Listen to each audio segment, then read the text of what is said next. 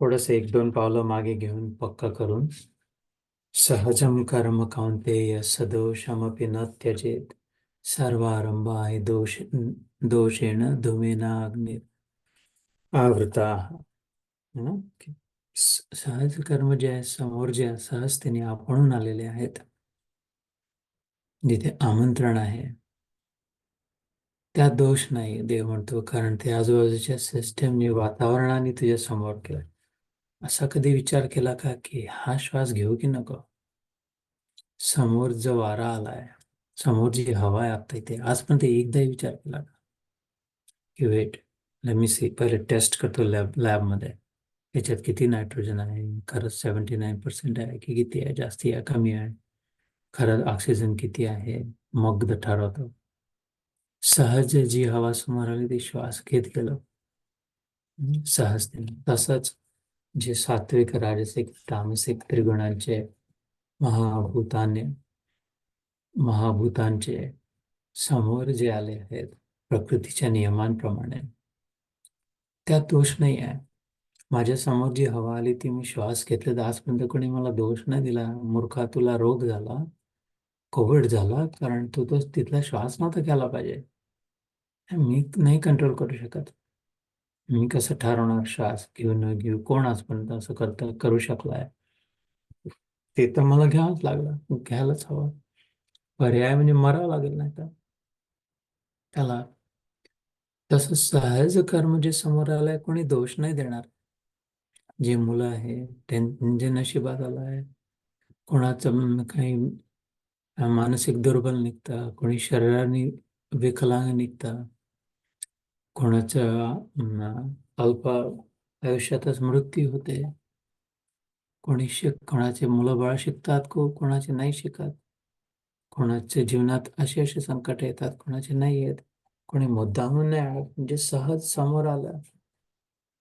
सहजम कर्म कौन्तेय सदोषम, दोषयुक्त जरी दिसत असले, कमी जास्त जरी दिसत असलं, तरी ते त्यागायला नको, कारण सर्व आरंभा ही दोषेण. सुरुवात ज्या कुठल्या गोष्टीची सुरुवात झाली आहे, फुलपाखरूंनी पंख जर हलवले आहेत, तर वाऱ्यामध्ये त्याच्या लहरी सुरू झाल्यात, कुठे ना कुठे जाऊन ते टकरावणारच आहेत. छोटंसं रेतीचा कण जरी मी टाकला तलावात, तरी हलकीशी रफल त्यात निर्माण झाली, ती आजूबाजूच्या पाण्याला ढकलणार आहे. हलक्या प्रमाणात सर्व आरंभ ही दोषेण धूमेन अग्नी आवृता. धूम धूम म्हणजे धूर, स्मोक, अग्नी.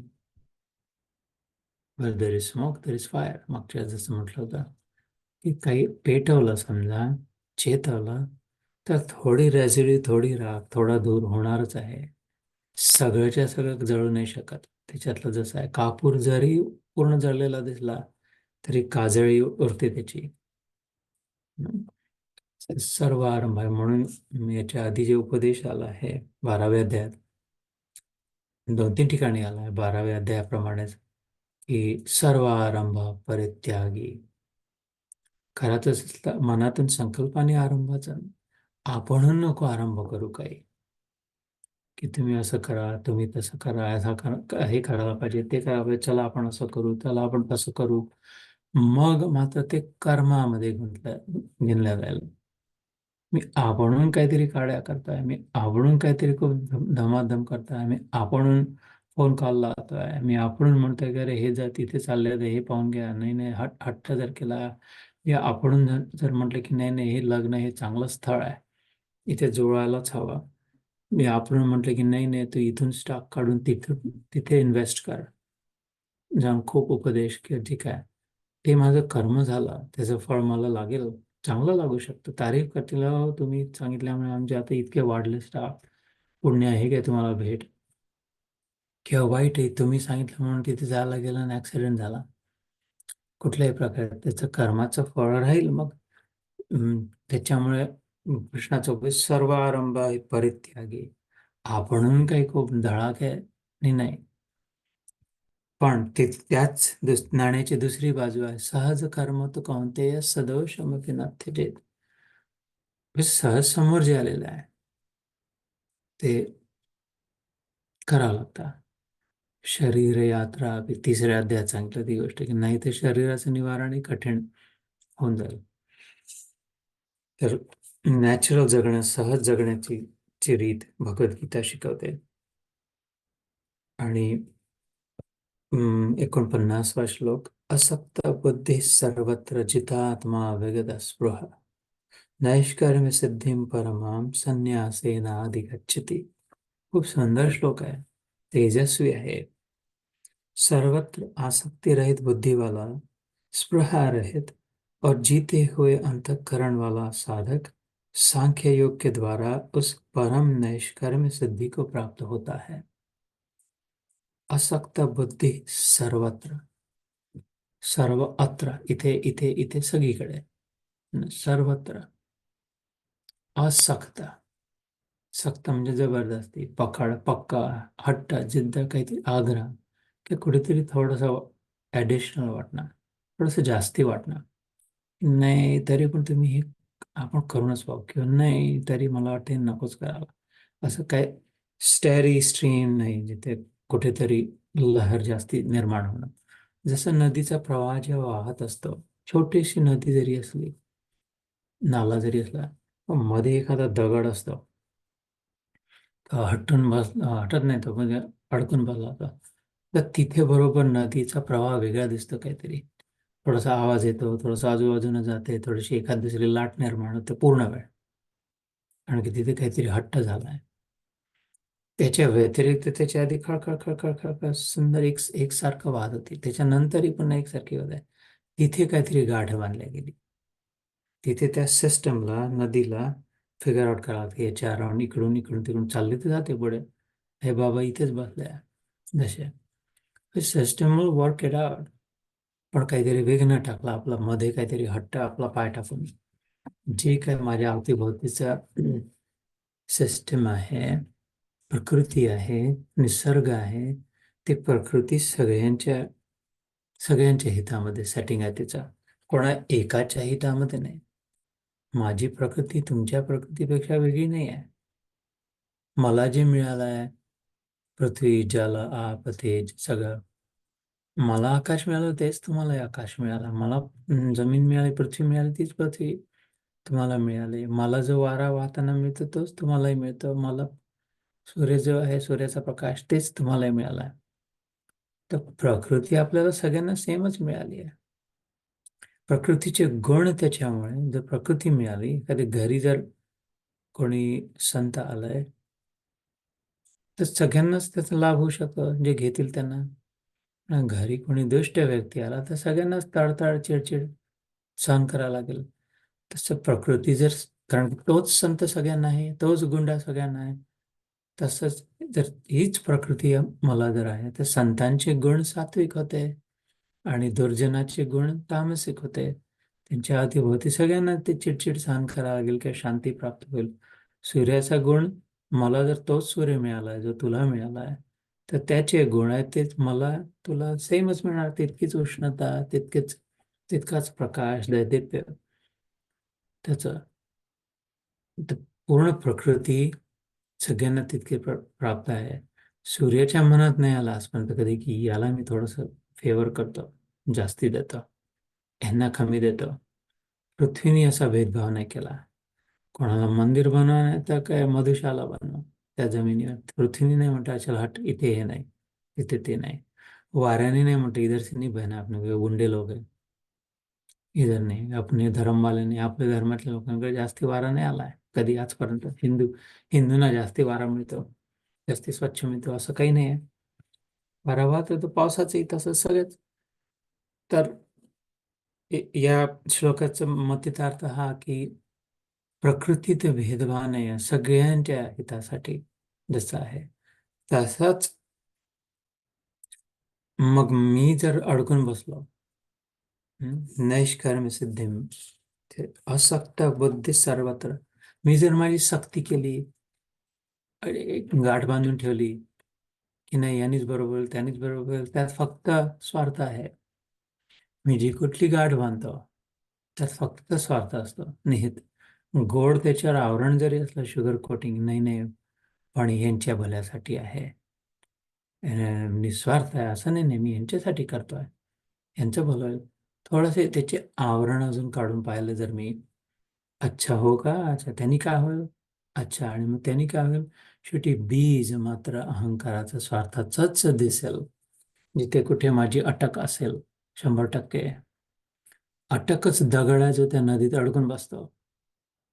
स्वार्थच आहे, स्वार्थाने बनलेला तो दगड आहे अटक नावाचा, जो त्या वाहत्या नदीमध्ये झऱ्यामध्ये अडकून बसतो. तर मग नदी जशी त्याच्या अरण वाहते, तो बस बाबा इथेच बस 10,000 मी ते याला सगळ्यांना पोहोचवून देते सागरापर्यंत. हे बघ, जे हलके आहे गवताचे पाते माझ्यावर तरुण राहून आले, माझ्यासोबत वाहून आले. हे बघ किती बहु बहवो ज्ञान तपसा पूता मद्भाव मागता. चौथ्या अध्याय कृष्ण म्हणतो, अरे कित्येक पोचून गेल्या. बहवो ज्ञान तपसा, या ज्ञानाने पूता, माझे मुलं, पुत्र, माझे जीव, मद्भाव आगता, आणि माझ्यापर्यंत येऊन पोहोचलाय. समुद्र म्हणतोय त्या दगडाला, दगडा असे ज्यांनी माझे फॉलो केलाय, मी केलेली व्यवस्था, माझ्याच पाण्याने ती नदी वाहते आहे, माझ्यापर्यंत आणते आहे, तुमच्यासाठी ठेवली आहे. गावात काड्या मकाड्या किती ते कुठे पडले ते अडकले ते या पाहून घ्या. भावो ज्ञान तपसा पूता मद्भाव मागता. पण तुला तिथेच असून अडकून बसायचं असेल तर मग त्याच श्लोकाच्या पलीकडे नंतर म्हणतो, ये यथा मां प्रपद्यन्ते तांस तथैव भजाम्यहम्. तुला तिथेच बसायचं तर तिथेच बस, ठीक आहे, जशी इच्छा असेल तिथे तुला तसा अनुभव होईल.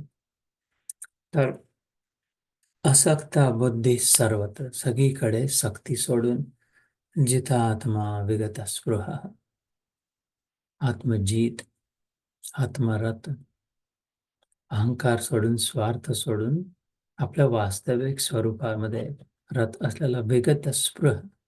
स्पृह म्हणजे मनातली हलकीशी इच्छा, पिपासा, आशा, तृष्णा, आतली इच्छा जी अजून व्यक्त नाही केली आहे, व्यक्त नाही झाली आहे, पण आत आहे ती स्पृहा, तहान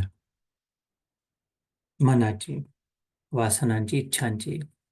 विगत, गत म्हणजे गेला, विगत म्हणजे पूर्णपणे गेला. असक्त असक्त बुद्धी सर्वत्र, जिथं आत्मा विगत स्पृह, नैष्कर्म्य सिद्धिम. आपल्या स्वतःच्या स्वार्थासाठी काही नाही, ते नैष्कर्म योग झाला, ते तिसरा, चौथा, पाचवा हे 3 अध्याय नैष्कर्म योगाबद्दलच होते. कर्मयोग, ज्ञान कर्म संन्यास योग, कर्म संन्यास योग, असे जे 3 अध्याय आहेत. कर्म संन्यास योगाला दुसरं काही लोक ज्ञान योग म्हणतात, कारण की कर्म सुटलं तर ज्ञान राहिला, राख सोडली तर उष्णता मिळाली जशी कर्मातून. तर त्यात पुन्हा अजून वेळ नाही घालव, पण नैष्कर्म्य सिद्धी, त्यातून जी सिद्धी प्राप्त होते, फळाची अपेक्षा न ठेवता प्रकृतीने समोर आणलेलं कार्य आहे ते चोखपणे पार पाडण्याच्या वृत्तीने फक्त चाल पाडून मग पुढे दुसरीकडे निघून जाणार, ते नैष्कर्म्य सिद्धी. परमाम सिद्धी, त्यांनी परमसिद्धी मिळते. त्या मार्गाने सुद्धा शेवटपर्यंत पोहोचला जाऊ शकतं. ते एवढंच गवताचं पाता केदारनाथून निघालेला इकडे बंगालच्या उपसागरापर्यंत गंगेतून वाहत वाहत जाऊन पोहोचून गेला. आणि त्याचे सगळे दर्शन झाले, तिथे काशी झाली, प्रयाग झालं, सगळ्यांचे दर्शन, कलकत्ता सगळं करत करत तो स्वतः, बाकी हे तर हरगंगे हरगंगे करून ब्राह्मण बसत उपोषण नापोषण जानवे, या कानाच्या भोवती की त्या कानाच्या भोवती करून बरोबर 6 रोज 80-80 वर्ष झाले त्यांचे काशीचे पंडे. हे गवताचं पाता, स्वतःची काही अक्कल नसलेली, क्षमता नसलेला, आणि ते केदारनाथून निघाला आणि इकडे पोहोचून गेला समुद्रापर्यंत, गंगासागरपर्यंत, आणि इथेच अडकलेले आहे. जसे तसं परम सिद्धी मिळू शकते तुला, असक्त बुद्धी जर असली तर. तुझ्या क्वालिफिकेशनचा प्रश्न नाही आहे की तुझ्यामध्ये त्या गवताच्या पात्यामध्ये काय धमक आहे, काय सामर्थ्य आहे, काहीच नाही. चिरडल्या जाण्याचीच योग्य आहे फक्त पायाखाली. आणि ते पोहोचलं. कपिल मुनींची समाधी, समाधीपेक्षा त्यांचं जे समाधीचं स्थान जे आहे, तर चिरंजीवी आहेत, तिथपर्यंत पोहोचून गेलं गवताचं पात्र, परमाम सिद्धी. नैष्कर्म सिद्धिं परमाम संन्यासेन अधिगच्छति. आधी म्हणजे घाईनी, पटकन, लवकर, फटाफट. गच्छति पोहोचून जातं. अधिगच्छति संन्यास प्राप्ती होते.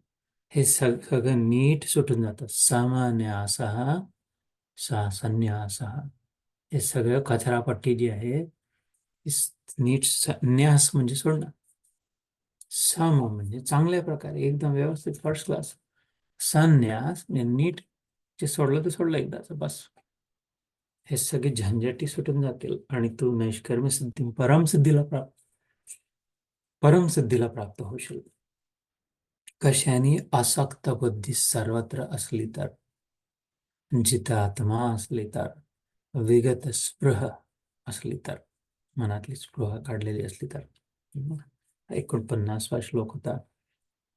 50वा श्लोक. सिद्धिं प्राप्तो यथा ब्रह्म तथाप्नोति निबोध मे, समासेनैव कौन्तेय निष्ठा ज्ञानस्य या परा.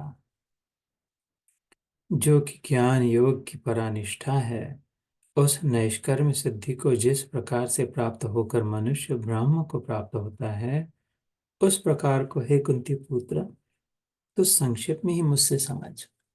ती परम सिद्धी जी ज्ञान युगाची पराकाष्ठा आहे, ज्याच्यासाठी ज्ञान प्राप्ती, ज्याच्यासाठी सगळा मनुष्य देह मिळाला, त्याची आवश्यकता नसते तर मग मनुष्य देह निकृष्ट आहे, एकदम खालच्या दर्जाचा आहे, थर्ड क्लास आहे.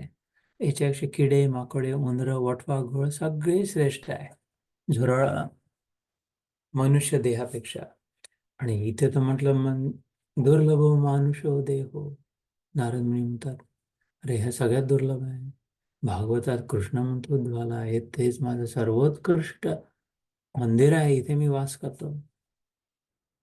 आणि हा जर नसला इथे अंतर नसलं तर ज्ञानाची उत्कंठा. झुरळाला, वटवा घोळाला आजपर्यंत असं नाही वाटलं की काहीतरी याच्यापेक्षा व्यतिरिक्त दुसरं काहीतरी असेल. ज्ञान प्राप्त करू, चला थोडंसं आपल्या शक्तीचा संचय करू, थोडं कमी करू, पण मुख्य लक्ष आपण ज्ञान प्राप्तीकडे करू. नाही, वटवाघूळ आपले गुहा पाहून त्याच्यात उडतात, रात्री जे काय दिवसात उंदरं गोळा करतात, झुरळ फिरत राहतात. ज्ञान प्राप्तीसाठी प्रयत्न नाही केला, नाही ते हा मनुष्यापेक्षा श्रेष्ठ आहे. आजपर्यंत नोकरी नाही केला, कुठली डिग्री डिप्लोमा नाही, काही चिंता नाही. मुलाबाळांची असं जगेल तर जगेल, मारून तर मारून, जेव्हा पाहिजे त्या झोपले, जिथे पाहिजे तिथे हागले मुतले, जसं मस्त बिंदास म्हणजे जिथे फिरून आले. निश्चिंत नारायण स्थिती प्राणी मात्रांची सगळ्यांची. एक गधा माणूस मात्र फक्त झाला मानव जो, अरे काही अभ्यास काय करतो, कॉलेजात काय जातो, नोकरी काय करतो. हा, पण कारण असं आहे, हा गधा माणूसच सर्वोत्कृष्ट आहे. कारण तो जे करतो आहे त्याच्यासाठी, ज्ञान प्राप्तीसाठी, समजण्यासाठी. व्हॉट इज इट, कसं आहे, असं का, म्हणून त्याची सगळी महत्ता. म्हणून तिला निष्ठा ज्ञानस्य या परा.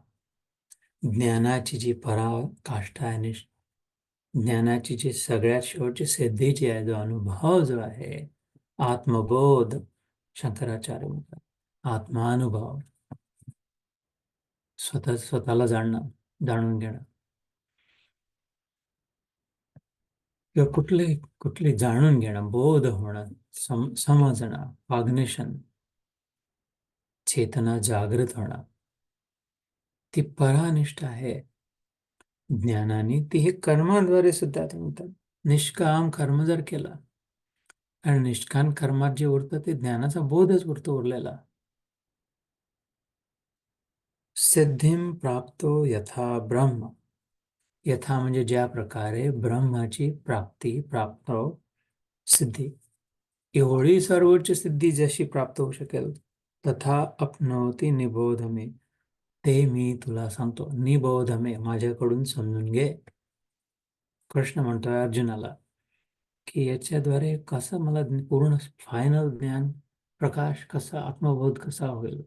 की सहज कर्म करून, सहज कर्म तर कोणते, एक्झिक्युटिंग, डिलिव्हरिंग फर्स्ट क्लास, जे समोर आलं त्याला चोखपणे, दक्षतेने, सगळ्यात योग्य, सगळ्यात एफिशियंटली, सगळ्यात सुंदर प्रकारे, स्वच्छतेने एक्झिक्यूट करून मला सर्वोच्च ज्ञानाची प्राप्ती कशी होईल? म्हणतेस निबोध मे म्हणजे माझ्याकडून समजून घे. समासेनैव कौंतेय, समासेन म्हणजे पूर्ण, नीट, व्यवस्थित, कॉम्प्रिहेन्सिव्हली. समास हे व्याकरण आहे संस्कृतमध्ये, आणि द्वंद्व समास 10व्या अध्यायात विभूती योगात श्रीकृष्ण म्हणतो समासात मी द्वंद्व आहे. आपले वेगवेगळे स्वरूप जे सांगतो आहे, याच्यात हे आहे, त्याच्यात हे आहे, त्याच्यात ते आहे, त्याच्यात हे आहे. द्वंद्व म्हणजे पॅराडॉक्स. द्वंद्व समास, समास म्हणजे पॅराडॉक्स नाही. समास वेगवेगळे अलंकार आहे भाषेचे, डिफरंट सुंदर सुंदर दागिने आहेत, ऑर्नामेंट्स आहे भाषेचे, संस्कृत भाषेचे. समास, संधी, विग्रह, विच्छेद हे निरनिराळे. म्हणून संस्कृत भाषा एवढी इतकी श्रीमंत भाषा आहे, रिच लँग्वेज. आणि ऑर्नामेंट्स आहे, खूप अलंकार, अलंकृत भाषा आहे. संस्कृत भाषा अलंकृत आहे, व्हेरी डेकोरेटेड, ब्युटिफुली डेकोरेटेड. म्हणून श्री आहे, लक्ष्मी आहे, ती सरस्वतीची वाणी आहे, देववाणी आहे. त्याच्यामुळे तर समास हा एक अलंकार आहे तिच्या गळ्यातला. जसा त्या समासात निर्णय आहेत, जसं द्वंद्व नावाचं मधलं पद आहे. कृष्ण म्हणतो समासात द्वंद्व मी आहे. जसा द्वंद्व नावाचा जो प्रकार आहे त्याला पॅराडॉक्स म्हणतात. की सर्वसाधारण वाटणारे, किती असं करून आश्चर्य टाकते. पॅराडॉक्स म्हणतो, विचार करायला होता आपण एखाद्या पॅराडॉक्सचं जर ते समजावं, ते विचार करण्यासारखी गोष्ट आहे. तसं अगेन द्वंद्व म्हणजे पॅराडॉक्स नाही. द्वंद्व म्हणजे one of the many, sorry, द्वंद्व म्हणजे पॅराडॉक्स, पण द्वंद्व म्हणजे समास नाही. एनिवे दिस गेट्स क्लिअर, कारण ग्रामर आहे, व्याकरण आहे. तर तो शब्द म्हणून दाव्यात आला होता की समासेन कौंतेय. आलटून पालटून सगळीकडून पासून सगळ्या प्रकारे व्यवस्थित मी तुला माझ्याकडून समजून घे. समासेनैव कौंतेय, निष्ठा ज्ञानसे अपरा, तशी व्यवस्थित निष्ठा है तुझी, जो कि ज्ञान योग की परा निष्ठा है। उस नैष्कर्म्य स्थिति को जिस प्रकार से प्राप्त होकर मैं ब्रह्म को प्राप्त होता है, प्रकार को हे पुत्र तो संक्षेप में ही मुझसे समझ. समास, समास म्हणजे कसं जोडतं, कम्प्रेस करता. जसं पॅराडॉक्स मध्ये दोन एक्झॅक्ट उलटे विचार असतात आणि ते एका वाक्यात जोडलेलं असतं. छोट्याशा दोन बाजूचा विचार करावा आपल्याला. जसं एखाद्या वाक्य जर उदाहरण असलं तर तसं म्हणून संक्षेप यांनी जे भाषांतर केलं ते बरोबर आहे की compressed quickly, like in a calm and compressed way. काम भावामध्ये पण 3 श्लोक एकत्रित आहेत, करू आज आणि मग थांबव. अजून 3 श्लोक. बुद्ध्या विशुद्धया युक्तो धृत्यात्मानं नियम्य च शादीन विषयांस्त्यक्त्वा रागद्वेषौ वेदस्य च विविक्तसेवी लघुभाषी यत कायमानसः ध्यानयोगपरो नित्यं वैराग्यं समुपाश्रितम् अहंकारं बलं दर्पं कामं क्रोधं विग्रहं विमुच्य निर्ममः शांत ब्रह्मभूयाय कल्पते. हरि बोल. एकदम त्यांनी साधा मार्ग सांगितला. काही लोक की साधना कशी करावी, काय करावं, म्हणजे ज्यांनी मला कळेल. ते ईश्वराने नारायणाने सांगितलं, नारायण नारायण कसं होईल. 3 श्लोक मध्ये. पहले हिंदीत वाचता और मग मराठीत. विशुद्ध बुद्धि से युक्त तथा हल्का, सात्विक और नियमित भोजन वाला, शब्द आदि विषयों का त्याग करके एकांत और शुद्ध देश का सेवन करने वाला, सात्विक धारण शक्ति के द्वारा अंतःकरण और इंद्रियों को संयम करके मन, वाणी और शरीर को वश में कर लेने वाला, राग द्वेष को सर्वथा नष्ट करके भली भांति दृढ़ वैराग्य का आश्रय लेने वाला तथा अहंकार, बल, घमंड, काम, क्रोध और परिग्रह का त्याग करके निरंतर ध्यान योग के परायण रहने वाला ममता रहित और शांति युक्त पुरुष सच्चिदानंद घन ब्रह्म भाव में अभिन्न भाव से स्थित होने का पात्र होता है। These are the qualifications. How do I qualify? काय करू ज्याने मी याच्या पात्र होईल, योग्य होईल? आणि मला काल आमच्या घरी पाहुणे आले होते, त्यांनी प्रश्न विचारला की काय कशाने मला थोडासा तरी अनुभव होईल ईश्वराचा. त्या शब्दाचा आता मी जे वाचलं हिंदीमध्ये, नित्यम वैराग्यम समुपाश्रितः. सेंटरमध्ये आहे हे जे तीन तीन श्लोक सांगितले साधनेचे, त्याचे सेंटरमध्ये आहे नित्यम वैराग्यम समुपाश्रितम. मध्ये जसं मी म्हणतो की एखादी स्त्री सुंदर गळ्यातलं घालते, ते मध्ये पेंडंट असते. श्रीहरीचे कौस्तुभमणी जसं आहे, मुकुटामध्ये मध्य असते. हार घालतो तर मध्ये मोगऱ्याचा हार, मध्ये झेंडूचं मोठं फूल ठेवतो. हे साधना मार्गामध्ये 3 श्लोकांच्या याच्या मध्ये त्यांनी ठेवलं आहे नित्यम वैराग्यम समुपाश्रितम. हे ईश्वराचे वचन आहेत. तर तिन्ही होणं बहुत कदाचित शक्य नाही. प्रयत्न कर. बुद्ध्या विशुद्धया युक्त, शुद्ध बुद्धीने, स्वच्छ निर्मळ बुद्धीने, कन्कॉक्टेड नाही, मध्ये दुसरं मनात काहीतरी आणि बुद्धीने दुसरं काहीतरी, असं नाही. किंवा खूप तर्काने नाही की हे असं केल्याने तसं होईल, त्याच्याने तसं होईल. नाही, सरळ साधा, सरळ. आर्जव जो शब्द आहे जसा मराठीत, सिंपल, ते विशुद्ध स्वच्छ बुद्धी. जसं भीष्म पितामहाने म्हटलं होतं शेवटच्या आपला प्राण सोडताना, मकर संक्रांतीच्या दिवशी 14 जानेवारी, की मी आता बस तयार आहे, माझी पुत्री, माझी मुलगी मी तुम्हाला देतो. तिच्या योगी एकच वर आहे, तर तू आहे कृष्णा. तिच्याशी विवाह कर, तू वरून दे तिला. आणि सगळ्यांना आश्चर्य वाटलं की याला आजपर्यंत कोणाला माहीत नव्हतं रहस्य. एकानंतर एक रहस्य उलगडून आले. पहिले कर्णाचं कळलं, अरे कुंतीपुत्र आहे, कर्ण पांडव होता, त्यांनीच त्याला मारला. आता हे भीष्म म्हणून राहिले माझी मुलगी होती म्हणून. आजन्म भीष्म प्रतिज्ञा, देवव्रत नावाचं जे भीष्म झाला, कारण ते दगडासारखी प्रतिज्ञा केली. भीष्म म्हणजे पक्का दगड, भीषण. त्याच्यात माझी विशुद्ध बुद्धी ठेवली आहे, माझं मन इकडे तिकडे गेलं आहे, पण बुद्धी मी शुद्ध ठेवली आहे तुझ्यासाठी राखून कृष्णा. ती मला तुला अर्पण करायची आहे, विशुद्ध बुद्धी. आणि मिळालं तिला वर तसा. आधी शंकराचार्यांनी लिहिलं होतं त्यांच्या स्तोत्रामध्ये, शंकर पार्वतीचा च्या स्तोत्रामध्ये मुख्य शंकराबद्दल आहे. त्यात म्हटलं की बस मी माझी विशुद्ध बुद्धी तुला अर्पण करायला वाचवून ठेवली आहे. तिथे म्हटलं बुद्ध्या विशुद्धया युक्त, म्हणजे विथ शुद्ध बुद्धीने, धृती आत्मानं नियमच, आपला निग्रह, आपलं रेझोल्युशन, आपलं ठरवलेलं मनातली धारणा आत्म्यामध्ये लावणं नियमाने, सतत सतत. 6व्या अध्यायाच्या शेवटी म्हटलं तर यतो यतो निश्चरती मनः चंचलमस्थिरम्.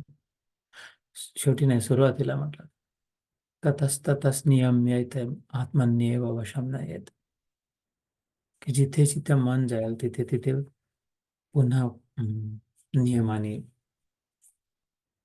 इथे आणणे. ब्लाइंड्स बंद करतो एकदम. डोळ्यावर सूर्यनारायण प्रकाश.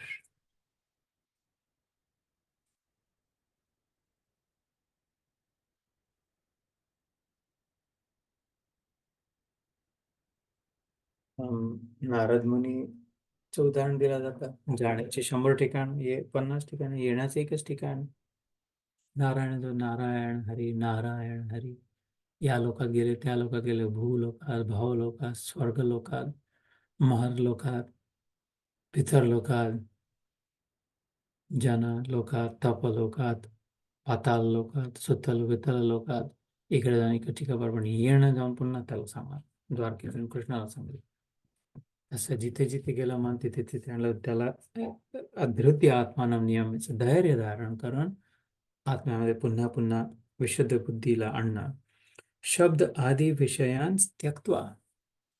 शब्द आदी म्हणजे एटसेट्रा अँड सो शब्द स्पर्श रूप रस गंध, दोज आर द एटसेट्राज. विषय आहेत ते सब्जेक्ट्स आहे जिथे त्याच्यात मन गुंतू शकतं. त्यक्त्वा त्याग करून, शब्द आदीन विषयांस त्यक्त्वा, त्वा म्हणजे तू, त्याग करून. यांनी जेव्हा म्हटलं होतं, जनक राजाने पहिलाच प्रश्न विचारला अष्टावक्र समोर गेल्यानंतर. सीतेचे वडील जनकाने अष्टावक्रांना सांगितलं की मला मुक्तीची इच्छा आहे, मुक्ती कशाने मिळेल सांगता का? बस जो काही इलाज असेल ते सांगा म्हणून. जो मोक्ष है तू चाहता, विष सम विषय त्यजता तेरे, आर्जव क्षमा संतोष शम दम भी सुधा दिन रात रे. त्यांनी पहिल्याच वाक्यात सांगितलं, धडाक्याने उत्तरही देऊन दिलं.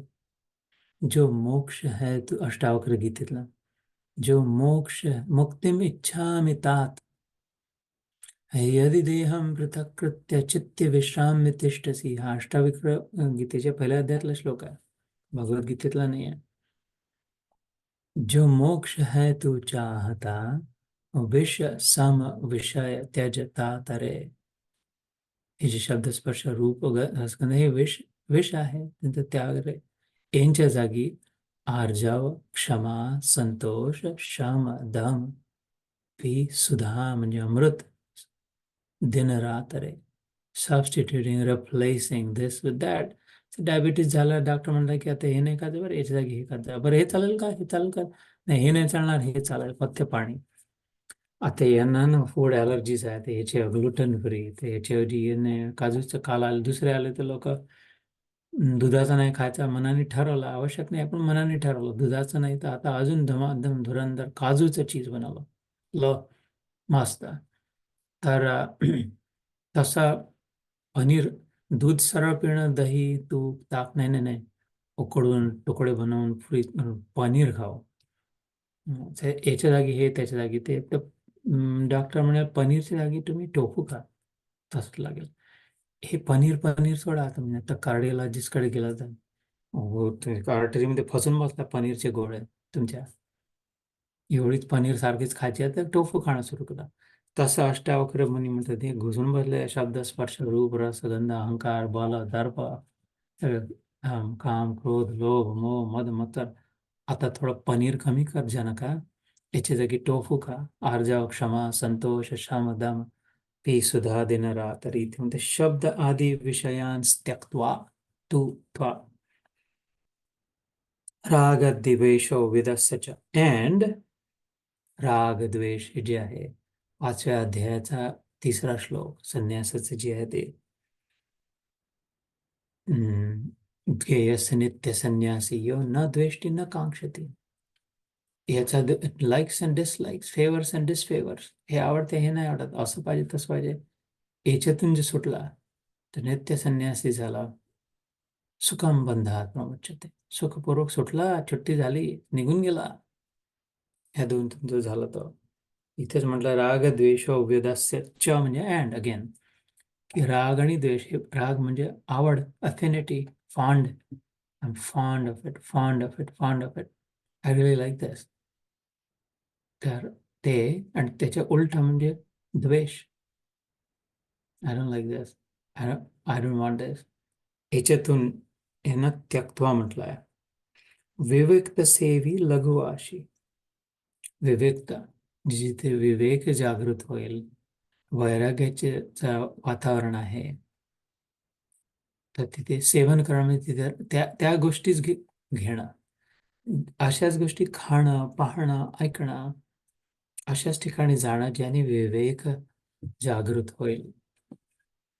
सत्संगाच्या ठिकाणी थोडक्यात म्हणजे सत्संग फक्त ऐकण्याचा नाही, सत्याचा सांगा कुठल्याही प्रकारे जो कुठला जे कुठलं ग्रहण करत असेल, जे सत्यापर्यंत नेण्याची क्षमता असेल, थोडं तरी बरोबर दिशेने एक छोटासा तरी धक्का देईल, बरोबर दिशेने धक्का देईल. असं नाही की हे खाल्ल्याने मला खूप साक्षात्कार होईल, पण हे खाल्लं तर निदान बरोबर दिशेने धक्का देते आहे, उलट्या दिशेने खिचत नाही आहे मला. समजा असं खाणं, असं हे पाहिल्याने अजून डोक्यात काही विचार येतील, कुठल्या कोणाच्या तरी डोक्यात काहीतरी किडा लेखकाने लिहिलं, अजून दुसऱ्या डोक्याच्या किड्याचा आला की याला असा सिनेमा बनव, अजून तिसऱ्यांनी किडा आला की मी हे ऍक्टिंग करतो, अजून हे किड्या माकडचे जे सगळे थुकला लागलेलं मग सगळं बनवून एक काहीतरी बनलं आणि ते मी ग्रहण करून राहिलो समजा, तर ते भलतीकडे घेऊन जाईल मला धक्का काय पूल करून दुसऱ्याच दिशेने अजून कसचे विचार नाही आले, त्याने असं नाही तसं करायला पाहिजे, तर नाही हे केलं असतं ते झालं असतं. कुठल्या कुठे फसला हा माणूस, फेकला गेला अंतरिक्षामध्ये. सो ते ते ते हे नाही झालं, विवेक तसेही नाही झालं, मग विवेक नाही जागृत. मग जबरदस्ती काहीतरी त्याच्यातून 3-4 तासातून एखाद दुसरी छोटीशी गोष्ट नाही नाही पण त्याच्यावर हे मला शिकायला मिळाला, ते ठीक आहे, पण त्याच्यापेक्षा पूर्णही बसू शकते, जे त्यापेक्षा शांत बसून विचार करण्याने पूर्ण विवेक जागृत होऊ शकतो. है ना? So, विवेक तसेवी लघु आशी, थोड्या थोड्या आशा करणं. दिल है छोटा सा, छोटी सी आशा, खूप नाही. चांद तारों को छूने की आशा नहीं, आसमानों में उड़ने की आशा नहीं, छोटी सी आशा. हं? तो लघु म्हणजे छोटा, अशी लघु थोड्या थोडक्यात समाधानी. हं? ते जे षट संपत्ती जे अनिवार्य आवश्यक सांगितलं आहे अद्वैत वेदांतामध्ये साधकाच्या लक्षणासाठी, ब्रह्मप्राप्ती साक्षात्कार जर करायचं असेल त्यासाठी आवश्यक, इनएव्हिटेबल, अनिवार्य म्हणजे कॅन्ट डू विद, मस्ट हॅव, त्याच्यामध्ये समाधान एक शब्द येतो. हम्म. तिथे हे लघु लघु अशी म्हणजे समाधान, थोड्या अशा थोडक्यात जेणे जेवढ्याने काम भागेल तेवढं तसं. यत वाक काय मानस, कशा प्रकारे कुठून एक्सप्रेस्ड हाव, वाक काया मानस, वाक म्हणजे वाणी, काया म्हणजे शरीर, आणि वाणी आणि मन मानस म्हणजे मनसा वाचा कर्मणा, मनात थोड्याशाच आशा, तोंडाने बोलताना थोड्याशाच आशा, आणि कर्म करताना खूप अटापिटा नाही, थोडं थोडं जेवढं आवश्यक आहे तेवढं. लघु आशी यत वाक्काय मानस, ध्यान योग परो नित्यम, जसं मी आत्ताच म्हटलं की त्याच्यापेक्षा त्याने खूप जास्ती प्राप्ती होईल. नित्यम परो म्हणजे त्याच्याऐवजी ध्यान योगात परो, नित्यम वैराग्यम, हे आपण बोललोच होता मधला भाग. विराग, विवेकच्या नंतर जो जागृत होतो तो वैराग. विवेक ही पहिली पायरी आहे. हा विवेक सगळ्यांमध्ये असतो. 10व्या अध्यायात विभूती योगात त्यांनी ज्ञान दीपेन भास्वता श्लोकात सांगितलं की सगळ्यांमध्ये दिलेला आहे. दिवा, वात आणि तेल हे सगळ्यांमध्ये दिलेलं आहे. व्यवस्थित स्थिर असलेला दिवा दिला आहे, त्यात वात नवीन टाकलेली आहे, जर जन्माला आला म्हणजे नवीन वात टाकली आहे, आणि तेलही त्याला, तेला डुबवलेली वात आहे, तेलही आहे त्यामध्ये. आता हा मनुष्य देहात चेतवायचा आहे, जागृत करायचा आहे, तो विवेक सगळ्यांमध्येच आहे. अम, त्या विवेकाला पुढे जर नेलं, मी जर चेतवलं तर वैराग्य जागृत होईल, नाही तर विवेकमध्ये जन्म निघून जाईल की right and wrong, good and bad, ऐसा करना चाहिए था, वैसा नहीं करना चाहिए था, हे चांगला ते चांगलं नाही, बस याच्यामध्ये जीवन निघून जाईल. वैराग्य जागृत नाही, वैराग्य जागृत नाही झालं तर मनुष्य देहाची काहीच प्राप्ती, पुढे पुढे मार्गच नाही, दारच बंद आहे. जन्माला आला हेला आणि पाणी भरून मेला, तेवढंच तेवढंच तेवढंच आपल्या घरात घरात घर घुसे मडकं पुसे, पुन्हा पुन्हा तसं. वैराग्यम समुपाश्रितम, सम उपाश्रितम, रेफ्यूज इन वैराग्यम, नित्यम वैराग्यम समुपाश्रितम, सतत वैराग्याच्या आश्रयात राहा. असं अर्जुनाला कृष्ण म्हणतो किंवा मलाही सांगतो. नित्यम वैराग्यम समुपाश्रितम.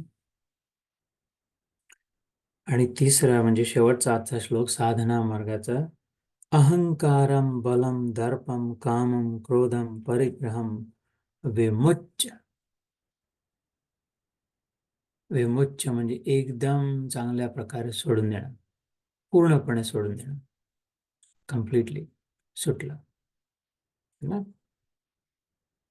तर काय? अहंकार, बल, दर्प, काम, क्रोध, परिग्रह.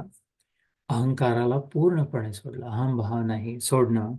बल म्हणजे आपल्या शक्तीचं सामर्थ्य, प्रदर्शन शक्ती सामर्थ्याचं. दर्प म्हणजे दंभ, शिष्टपणा.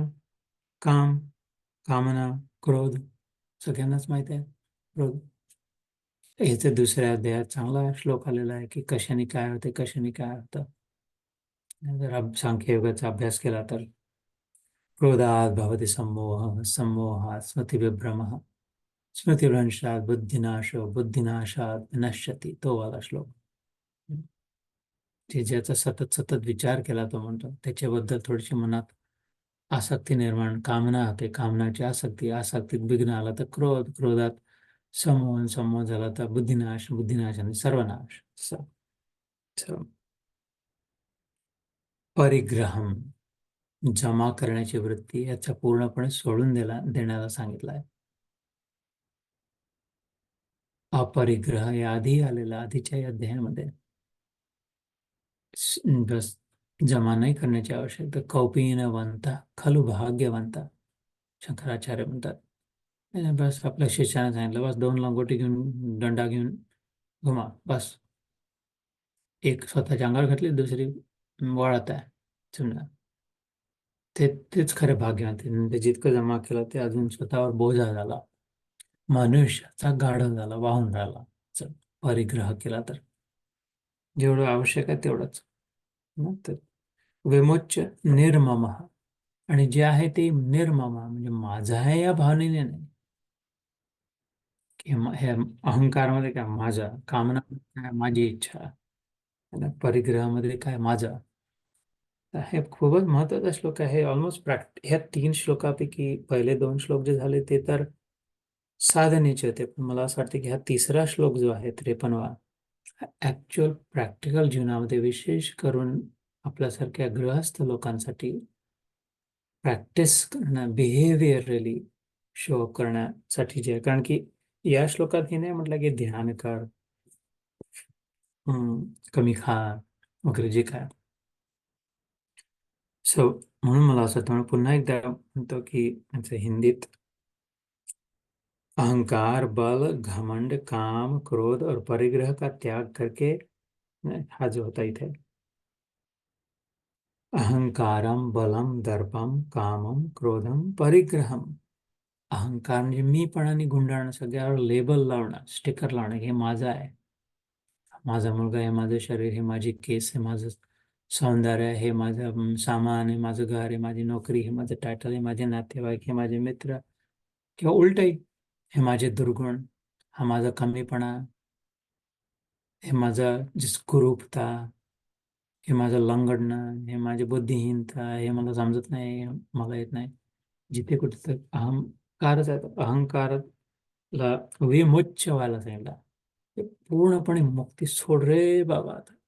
Just get rid of it, drop it असं म्हणतात.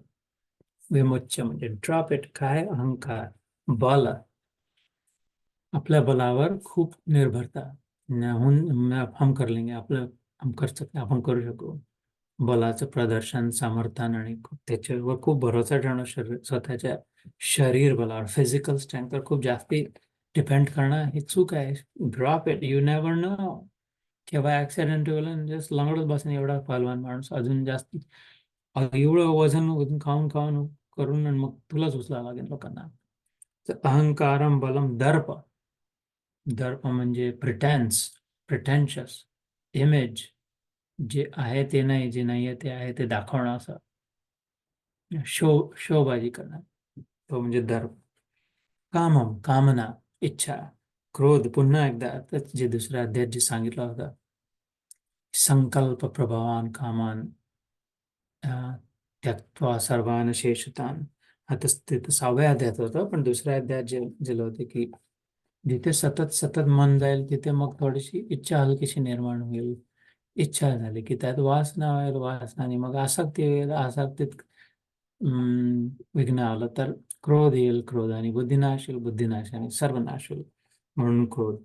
आणि महत्वाचं दुसरं प्रॅक्टिकल काय, परिग्रहम, जमा न करणं. कृष्ण अर्जुना सांगतात, अर्जुनाच्या तरुणीमध्ये 5-6 बांधायचे, मग ते झालं की खालची उचलून तेवढे रिप्लेस करणं, है ना.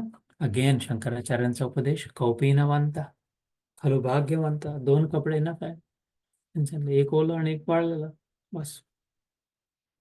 तर अपरिग्रह, जमा न करण्याची वृत्ती, कारण त्यांनी अहंकार अजून वाढतो. अहंकार आला की बल, आपलं सामर्थ्य आपलं जो किती आहे भरोसा वाटायला लागतो. त्यांनी मग प्रिटेन्स, दर्प येतो, त्याच्यातून अजून कामना होते, आणि हे पूर्ण सुरू होतं ये रे माझ्या मागुल्या, आणि सर्कलमध्ये. विमुच्य निर्मम, उलट करण्याचे, मला नको आहे, माझं नको, बस इनफ आहे, समाधान. शांत, सुंदर शब्द, विमुच्य निर्मम, शांत झालं ना आता, बस. काय झालं, हे सगळं अहंकार झाला, बल झाला, दर्प झाला, काम झाला, क्रोध झाला, परिग्रह झाला, शांत, संपूर्ण राहिलं. बरोबर बोलतोय, बस. 53 श्लोक झाले 18व्या अध्यायाचे, 78 श्लोक आहे, किती 25 श्लोक राहिले आता, बस. पूर्ण गीता संपते. हे इतके महत्वाचे आहे शब्द. विमुच्य निर्ममो शांत ब्रह्म भूयाय कल्पते. तर मग ब्रह्म भावनेत स्थित, ब्रह्माचा अनुभव होईल. जीव ब्रह्म एकात्म सिद्ध होईल, इथेच प्रगट होईल, तुझ्यातच प्रगट होईल. घट घट मेरा साईया, खाली घट ना कोय, तुझ्यात आहेच. बलिहारी ता घट की जा घट परघट होय. हो, सगळ्यांमध्ये आहे, पण अनुभव का नाही होत आहे? विशेष कोण आहे ज्याच्यात प्रगट झालाय, ज्याच्यात प्रगट झालाय? हे मी सांगितलं हा मार्ग 3 श्लोकामध्ये, बस. चॅप्टर 18 वर्स 51, 52, 53, कृष्णाने सांगितलेली साधना has got to be the greatest. आणि डायरेक्ट रिझल्ट सांगितला, ब्रह्म भूयाय कल्पते. सच्चिदानंद घन ब्रह्म में अभिन्न भाव से स्थित, नाट्य प्राप्त होत आहे. आता पण पुढच्या वेळेस 54व्या श्लोकापासून सुरुवात करायचं. मी अनेकदा उल्लेख करते, कित्येक वर्षांपासून दिस इज अ पिव्हटल मोमेंट. 54व्या श्लोकापासून एक फायनल टर्न घेतो. हा मार्ग आहे, रस्ता आहे, ते शेवटचा टर्न. GPS वर सांगते, turn left and you will arrive at your destination, or turn right and go 250 feet and you will arrive at your destination. GPS सांगते ना, तसा हा शेवटचा राईट टर्न आहे आता. 54वा श्लोक जो आहे तो, आणि 25 श्लोक जात आहे. सो असंच आहे. GPS, Gopal positioning system, GPS आणून सोडला, इथपर्यंत आणून सोडला पूर्ण. तो ड्रायव्हरही आहे, उबर ड्रायव्हर आहे आपला. त्याची स्वतःची GPS पण आहे, गोपाल पोझिशनिंग सिस्टम. आता आलाय 84पर्यंत, आता ते ऐकलं आपण. आता या 54व्या श्लोकात ऐकू, टर्न राईट. राईट म्हणजे बरोबर, final turn. Go 250 feet and you will have arrived at your destination. शरणागतीचं. So this is the most final pivotal, most नाही पण final pivotal turn, number 54. ब्रह्मभूत प्रसन्नात्मा न शोचति न कांक्षति, समम सर्वेषु भूतेषु मद भक्तिम लभते पराम. Falls in love with me. That is the destination. इथून फायनल राईट टर्न घे या साधनेनी, आणि मग थोडीशी अजून समोर जा, and you will fall in love with me. पराभक्ती, भक्तीच्या पलीकडची स्थिती, पराभक्ती. परा म्हणजे भक्तीच्या पलीकडे प्रेम. झालं काम, खेळ खतम. You have arrived at the destination. So we'll take this up next time. आज इथे थांबू. आणि लता मावशी, मी आता भारतात येतोय, बुधवारी निघतोय, तर 3 आठवडे तिथे राहील. त्यामुळे पुढचे 3 रविवार नाही होणार इथे, कारण मग 25ला मी फिनिक्समध्ये राहायचो. 25ला नाही होणार, म्हणजे ऑगस्टमध्ये नाहीच होणार कदाचित. बरोबर आहे, एक सप्ताह. सो ऑगस्ट महिन्यामध्ये गीताची सुट्टी राहील, उन्हाळ्याची सुट्टी. आता पावसाळ्याची सुट्टी भारतात, इथे उन्हाळा आहे. मग सप्टेंबरमध्ये सुरू करू. पण भारतात फोनवर बोलू आपण नक्की. जय श्री कृष्ण, हरिओम. आणि आता थोडेसे तुमच्या प्रतिक्रिया मला प्रसाद रूपाने वाटा प्लीज.